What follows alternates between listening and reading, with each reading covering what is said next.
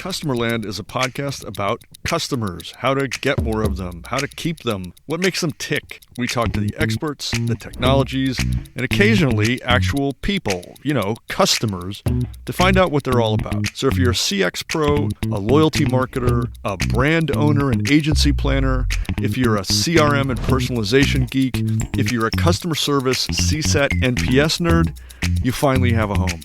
I'm Mike Giambattista. Welcome to Customerland.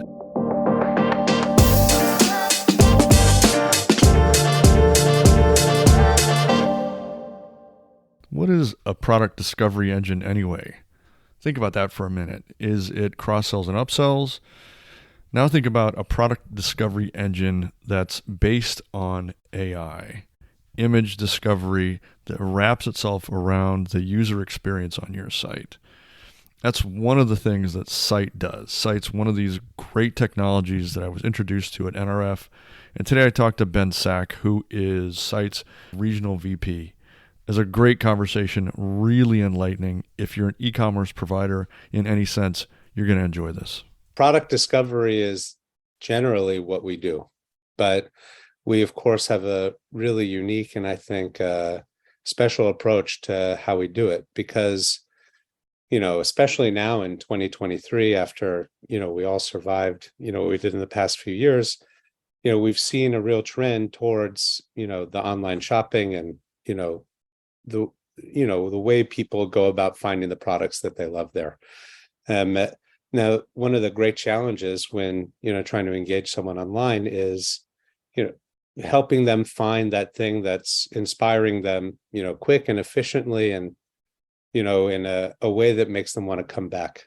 And what we do is we actually take the way humans naturally want to shop and bring it into that digital experience. And that's with their eyes through the visual cues in the shoppers' catalogs and websites, all those incredible, images and things that they curate for their experience. Site with its AI capabilities does a lot of interesting things like with that, essentially becoming a whole wrapper around the experience, making all the imagery shoppable and letting shoppers do a lot of interesting things with those images on the website. Could you, without taking us too deep into the weeds, tell us what that might look like for a user? How would they experience Site?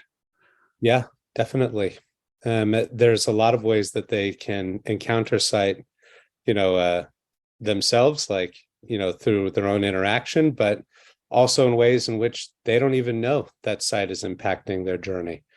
So on the front end, the immediate level in which Site can touch that path is just allowing someone to bring an image to a website and search via image. So, if someone's on an Instagram feed or, Facebook, they see an influencer that they like and they want to grab that look. They don't need to, apply their own, logic and try to think how to describe that thing on the website, and go on some, potentially challenging journey. They just literally need to take that photo to the image and pull all the different products out of that image and find them all in a few clicks. Wow. Yeah, it's really powerful. But honestly, that's, the tip of the iceberg.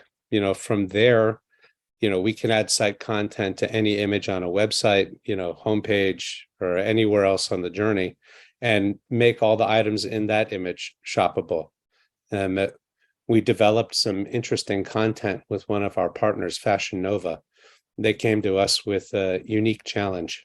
They're in fast fashion, and so they've got a lot of great inventory, but they move through it pretty quickly, and they had a problem with things going out of stock. And so they came to us and we worked together to think how we could leverage Site's AI to address that. And what we did is anytime someone engages with something that's out of stock on their website, instead of just being presented with, the opportunity to give an email and come back, in addition, we're also presenting them with all the visually similar items that are currently available in their catalog in that size right now.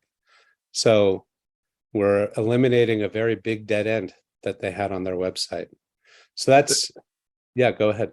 No, I'm just thinking out loud here that that's depending on the size of the catalog, that could be a pretty giant undertaking to index all of that visual information for an entire catalog. That seems like, well, I'm sure you just don't have rooms and rooms full of people doing data entry. There's probably a better way to do that. Yeah, Does you're, that work? you're absolutely right. I know we're only audio, but I'm smiling right now because that's the power of site. Is that we've got this incredible machine behind what we do that actually makes that indexing process, for the customers, seamless. We have people sending us their catalog, in real time, so we can manage those, in that scenario, manage stock levels. But generally the idea is that we've got this, really powerful AI with, different models that service specifically fashion, home decor, and jewelry. And all we require is a feed, from our vendors. And then, with that, we can do all the cool things that we do. Now, the power of it is that, of course, we do have humans working in our business. And some of them actually, a good chunk of our company is actually on what we call the data team. And they spend their time training our models on the front end for, trends and fashion and other areas to make sure that, the recommendations and the similarity we're putting out there are in line with, the industry today. So there is, of course, a lot of sophistication and expertise that goes into it, but I think that's what makes, the best tools out there are the ones that on the back end are, sophisticated and nuanced, but on the front end are quite simple and elegant. Allant is an audience orchestration engine leveraging data, analytics, experience management, and MarTech integration to power the solutions behind successful customer journeys. Everything they do is based on the proven principle that customers want a more relevant, less intrusive, and privacy-centered relationship with brands, and they want to interact with brands on their terms, with their needs in mind in the channels they choose. Allant gives some of the largest and best-known brands in their category a competitive advantage to deliver better lifecycle experiences, to individualize, nurture, and energize the relationship between the brand and their customers. Check them out at allantgroup.com. That's ALLANT group.com. Right, right. It also occurs to me that there's probably, and I don't know if Site does this, but there's probably a huge opportunity to derive insights from the front end on how people are interacting with all of that, freshly presented imagery, and what's working, what's not, and linger times, and all of those subtle and kind of secondary cues. There's probably a wealth of information out there. Does Site one I guess is, does Site collect that, and then if so, what does Site do with that, and how is that? How does that benefit the retailer? That's another great question. So actually, I want to answer that and give a little bit more context because, we do, just first of all, Site as a business is a data-driven company. That's the core of what we do, is process visual data. So we do actually provide a lot of interesting insights for our customers based off of, on the front end, the interactions that we see with site content, the types of images that they're looking at, and the journey that takes them on through the website. One of the things that we actually pride ourselves on is the iteration and optimization process that we go through with our customers to, constantly grow the value that we're driving for them. But one thing we actually haven't discussed yet is the back end capabilities. I alluded this, at the front when I said, we can touch customers' lives in, ways that they're not even aware of. One additional thing that we do for retailers is actually take their catalog, can run it through our AI and produce AI-based attribution on the visual qualities we see in the image. We even have the ability to create, thematic tags or rule-based attributes to apply like seasonality and, style and occasion and, these types of things to the products as well.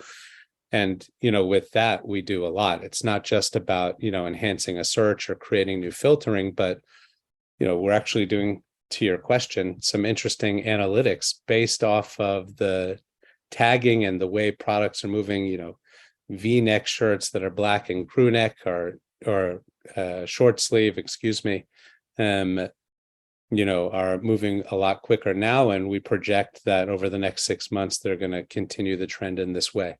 So it's actually really fascinating, some of the things that we're doing. Again, well, that's because we're in danger of going too deep in the weeds on this, but Okay. with that kind of data flowing out of site, does it go into a site dashboard, or do you pipe that into, say, the retailer's CDP, and then they kind of give it a full analysis, or how does that work? I mean, how do you manage that? Yeah. The short answer is both. Okay, That's because it's not a one size fits all world.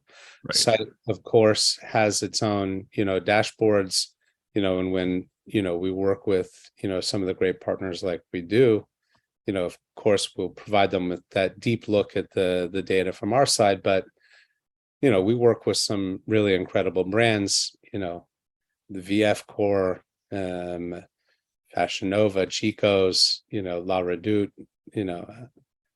Signet. And of course, they've got very sophisticated, Sure. Data teams on their end, and everything that we generate will feed into their systems as well. And, they can do their own modeling and everything else. Interesting. Yeah. Well, yeah, I think I'm going to try and leave the specifics about the platform alone for a moment. So, We'll probably come back to some of this, but I wanted to just kind of zoom out and get your take on what you're seeing, because you interact with a lot of different retailers, different levels of sophistication, different kind of niches out there. But I think just to bring some interest into this conversation for people who might not, know or care what site does, what they yeah. probably would care about is your perspective on the industry, what you see out there that could impact their businesses and their lives and their businesses. So I'll just put it to you, on a kind of macro basis. The hurdles you see that not only a site is solving for, but that retailers are just now dealing with. If you see things on the horizon that you think might present challenges, give us your perspective on retail as a whole as you see it. Wow, big question. Yeah, I know. Okay. So maybe we'll start big and I'll drill down. Because I mean, first of all, you're right. I feel really fortunate. I get to talk to a lot of, great retailers every day. So yeah, I hear a lot of interesting stories from the market. And, I think generally, the common trend that I see across the board is, 2023 is a year of efficiency, a year of, optimization, people really looking to see where they can get the most, out of what they have. Because, I think the end of the year for a lot of people proved to be a little bit challenging. So they're looking to see, what 23 brings. Now, when we think about that, from the shopper perspective and what it means for the brands as well, I think that, the individual is going through a little bit of a similar process probably, but on a micro level. And so for them, I think they're going to be really picky about, where they shop and, the types of things that they're looking for. And so for retailers, it's going to make it even more important to try and capture those people when they come to their website, create that most effective path to drive them towards that thing that's inspiring them. Because, making sure that they're converting everyone that comes through is going to become that much more critical. So it's actually those types of conversations that are driving, a lot of the people I'm talking to look at site now, because they know that they need to essentially have an insurance policy for that, marketing spend that they have to make sure that they're maximizing on everything they bring through the door. Right. Just anecdotally, I was in conversation, I guess this was last week now, with an analyst group, and they give deep coverage to all things retail technology. And from their research, they see that the areas of biggest spend by the category leaders are where they can bring efficiencies into existing operations. Mm. And if it's in store, that's a huge area of investment. If it's online, that's a huge area of investment. I mean, everybody at the show was talking about retail media networks, and that's its own thing right now that people are still trying to figure out.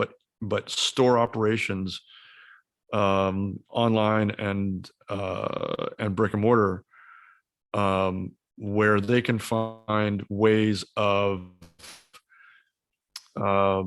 managing inventory to improve efficiencies there, but also to leverage the existing prospect relationship and either more fast share or at least attention are going to be huge areas of investment. It seems like you're kind of addressing a handful of those. Yeah, actually, I see retailers coming to site for a lot of different reasons. You're absolutely correct. I think I mentioned it before, it's not a one size fits all world. The challenges that people are looking at in their specific markets or verticals are unique to them. But we've spent a lot of time talking about the front end experience. You mentioned even the in-store, like where people are looking for efficiency there and to optimize. When it comes to inventory management, people are leveraging our deep tags to help them understand that. People are leveraging site capabilities in store with their associates to help find products faster for the customers or power customer facing apps, and localizing the site content on that app to reflect only things in the store or in the region. There's very cool. Yeah, there's a lot of ways to manipulate site to really fit the brand and the use case. So, I think you're spot on. Like, even in store or online, like, we see people looking at site for a lot of different things. I wish I'm not the one who derived those insights. I was simply listening to some friends talk, but these are smart people, and people tend to listen when they speak. Just curious also, what's that? I said you hang out with good people, Mike. Yeah, I try to. Yeah. It's a compensation issue and we're still working out, but so are there any particular technology ecosystems where site plays better? Are there any technology sweet spots? And I guess what I mean by that are, I'm sure you've worked out, lots and lots of APIs to interact with lots and lots of different systems. But, would you say that, for instance, you work better with SAP powered houses, or would you, Microsoft powered houses or anything like that? I wouldn't say that. Okay. I would say, the reality about site, and this is, another part of the beauty is, we're genuinely platform agnostic. Like, we do have native integrations built out with, a lot of those folks you just mentioned, but at its core, like, you can deploy site via API or JavaScript. It's really built to meet the needs of the business.